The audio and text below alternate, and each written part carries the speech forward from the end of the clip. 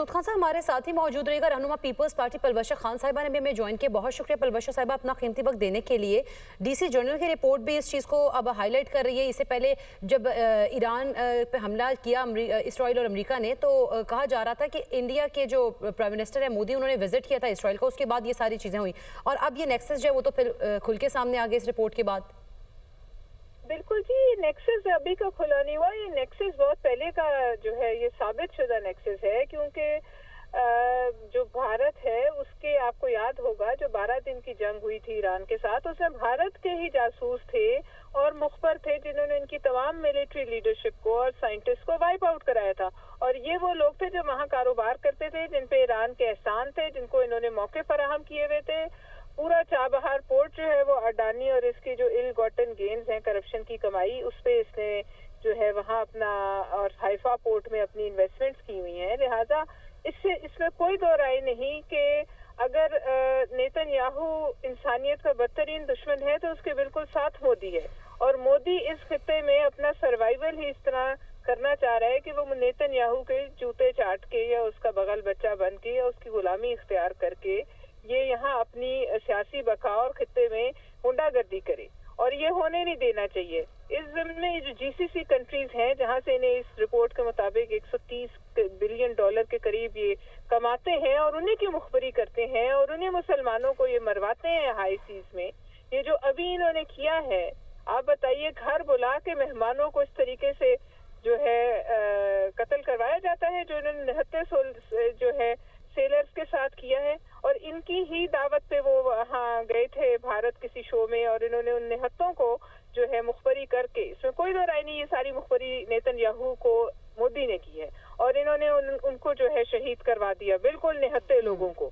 लिहाजा इसमें अगर मुसलमान ममालिक को अभी भी अकल ना आए तो मैं समझती हूँ अफसोस का मुकाम है कि आपके पास से वो पैसे ले जाके आप ही के खिलाफ वो काम कर रहे हैं, आप ही के लोगों को वो मरवा रहे हैं।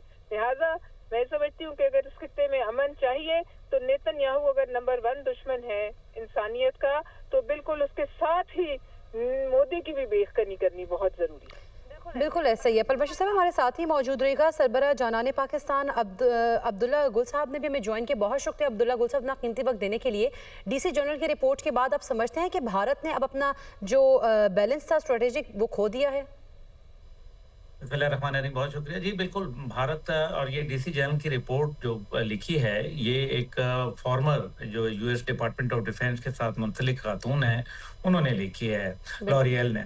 अब मसला यहाँ ये एक पैदा हो गया है कि अब एक तो यूएई और गल्फ एरिया के अंदर जिस तरीके से वहाँ इंडियन लोग रह रहे हैं, तकरीबन यूएई में 43 लाख और 25 लाख के करीब सऊदी अरब में रह रहे हैं, और जाहिर है इस टाइम पे जो उनकी पोजीशन है वो इंतहाई वल्नरेबल हो चुकी है, जिसके तहत तकरीबन 129 बिलियन डॉलर उनको ये रेमिटेंसेस के अंदर आता था।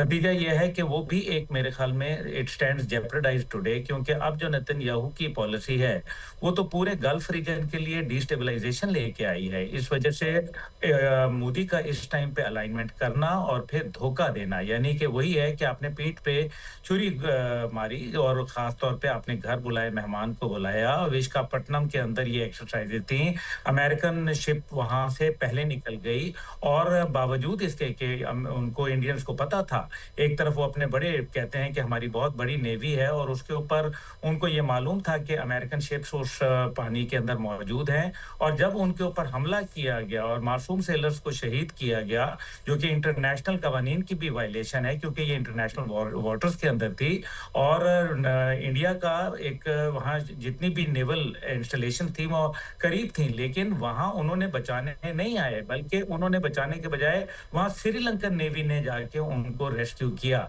इससे जो बातें उठ रही हैं, इसका मतलब यह है कि नरेंद्र मोदी धोखा देता है, जिस तरह से उसने ईरान को धोखा दिया।